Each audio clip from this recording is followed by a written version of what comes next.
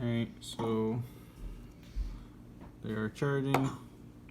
I just put them back in the case.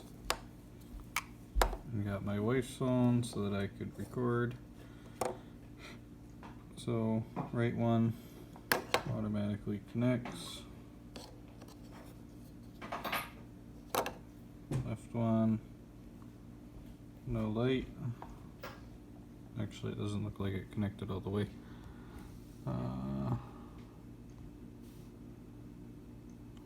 Okay, connected,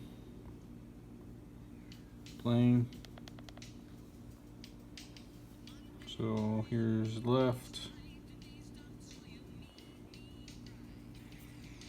no light, no music. Right one, okay, I guess no light either, but it does have music coming out of it. Left one does not work.